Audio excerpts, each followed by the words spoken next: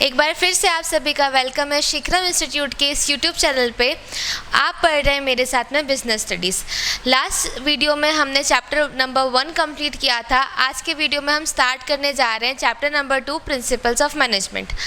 अब देखिए, principles of management का एक बेसिक डेफिनेशन हमने चैप्टर नंबर 1 में पढ़ी थी, जो कि था नेचर ऑफ मैनेजमेंट। ठीक है, उसमें हमने देखा था कि जो मैनेजमेंट है वो साइंस है, और साइंस किससे रिलेट करता है? प्रिंसिपल से। तो हमने उसमें ये पढ़ा था कि मैनेजमेंट में भी अपने खुद के कुछ प्रिंसिपल्स होते हैं, जो कि प्योर साइंस नहीं है, लेकिन उनको डिराइव किया गया है बाय एक्सपेरिमेंटेशन। तो वही प्रिंसिपल के बारे में हम चैप्टर 2 में पढ़ने वाले हैं कि वो प्रिंसिपल्स क्या हैं। ठीक है, इसमें हम पढ़ेंगे meaning of principles and principles of management. इसमें हम पढ़ेंगे meaning of principles and principles of management. Principle का मतलब और प्रिंसिपल ऑफ मैनेजमेंट का मतलब। Nature of principle of management, management के जो प्रिंसिपल्स होते हैं उनका क्या नेचर होता है, देन उनका सिग्निफिकेंस यानी कि क्या इम्पोर्टेंस होता है। इसके अलावा 2 लोगों के बारे में हमने इसमें पढ़ना है, एक है F.W. Taylor and Fayol. Fayol और टेलर के जो प्रिंसिपल्स हैं वो हम इसमें डिस्कस करेंगे, और उनके बाद में उनके टेक्निक्स। चलिए समझते हैं कि प्रिंसिपल का मतलब क्या होता है। प्रिंसिपल क्या है? Principle is a fundamental statement of truth. किसी भी सच बात का, किसी भी सही बात का एक फंडामेंटल स्टेटमेंट होता है, जो कि हमको गाइडेंस प्रोवाइड करता है to our thoughts and action. Principle of management अब क्या होता है? Principle of management are broad and general guidelines. ठीक है, ये ब्रॉड और जनरल गाइडलाइंस होती है जो हमें हमारे काम में मदद करती है। ठीक है, हमें डायरेक्शन देने का काम करती है फॉर मैनेजरल डिसीजन मेकिंग। ठीक है, मैनेजरल डिसीजन मेकिंग में हमें प्रिंसिपल्स मदद करते हैं, हमें एक तरह से गाइडलाइन की तरह हमारे लिए एक तरह से गाइडलाइन की तरह काम करते हैं, जिससे हम क्या करते हैं? मैनेजमेंट की प्रैक्टिस कर पाते हैं। Nature of management principle, nature कैसा होता है मैनेजमेंट प्रिंसिपल का? यूनिवर्सल एप्लीकेबिलिटी, मतलब जितने भी प्रिंसिपल बनाए गए हैं उनको इस तरीके से डिज़ाइन किया गया है कि वो किसी भी तरह की ऑर्गेनाइजेशन में सूटेबल रहें। थोड़े बहुत मॉडिफिकेशंस करके हम उसको क्या कर सकते हैं? हमारी ऑर्गेनाइजेशन में अप्लाई कर सकते हैं।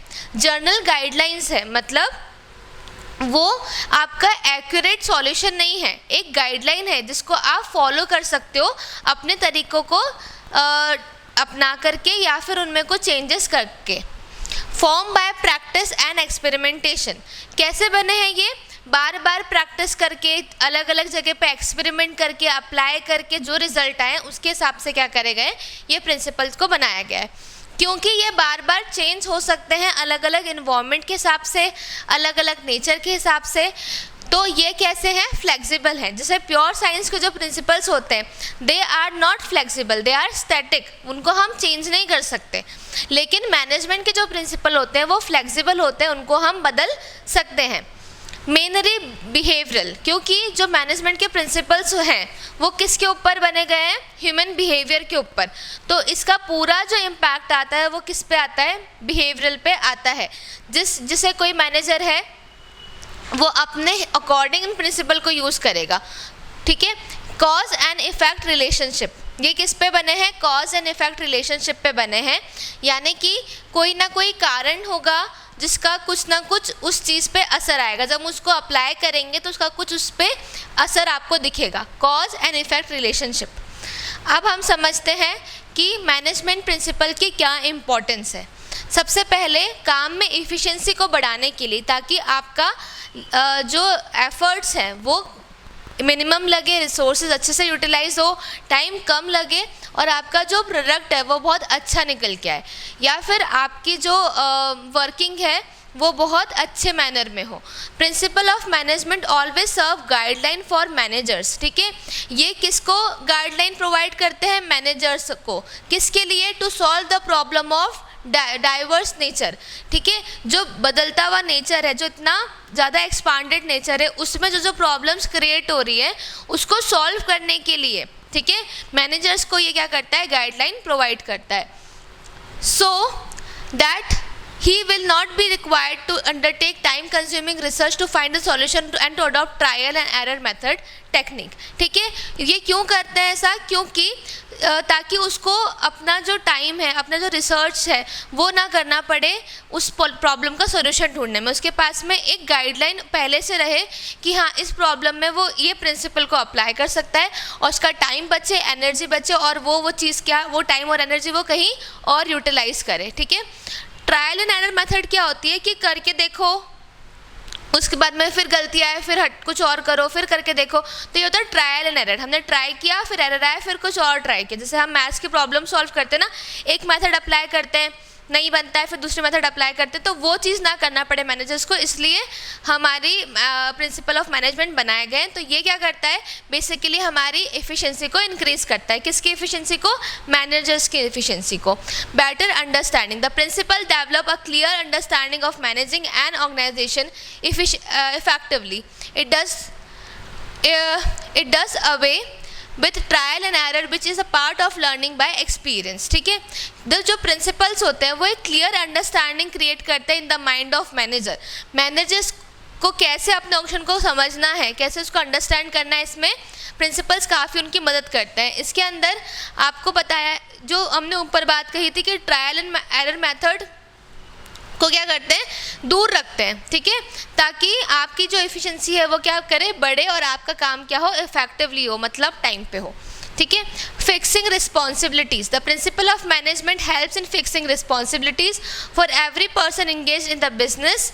The duties, authority, responsibility of every employee are predetermined. ठीक है, इसके अलावा जैसे कि हमने पढ़ा था कि हमें हर एक किसी को अपना अपना काम सौंपना ज़रूरी है. तो जो प्रिंसिपल ऑफ मैनेजमेंट है वो हमें उसमें भी मदद करते हैं.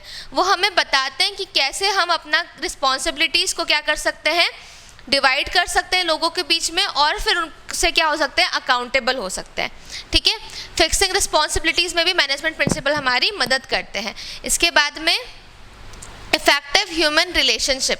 एक अच्छी ह्यूमन रिलेशनशिप, एक सबॉर्डिनेट और एक एम्प्लॉय के बीच में एक अच्छी रिलेशनशिप को बिल्ड करने के लिए भी मैनेजमेंट प्रिंसिपल हमारा बहुत मदद करते हैं. जैसे कि आगे आप पढ़ेंगे एस्पिरेंडी कॉर्प्स. एस्पिरेंडी कॉर्प्स किसको प्रमोट करता है, एक प्रिंसिपल है जो टीम स्पिरिट को प्रमोट करता है कि सब साथ में लेकर के हमें काम करना है, किसी को भी ऐसा नहीं है कि हमें पीछे छोड़ देना है.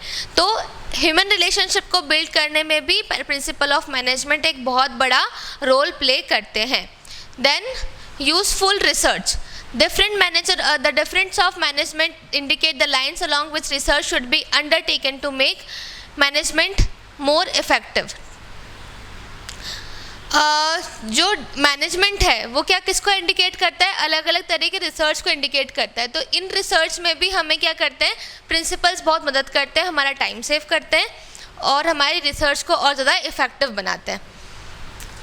डायरेक्शन टू मैनेजर्स, ये तो हमने पहले भी डिस्कस किया कि जो प्रिंसिपल ऑफ मैनेजमेंट होते हैं वो एक तरह की गाइडलाइन है जो कि मैनेजर्स को क्या करती है, अपने बिजनेस को लेकर के गाइड करती है. उस चीज़ों को फॉलो करके वो क्या करते हैं, अपने मैनेजमेंट प्रोसेस को और अच्छी और बेहतर बनाते हैं. ठीक है, अब ये तो था हमारा चैप्टर का बेसिक्स.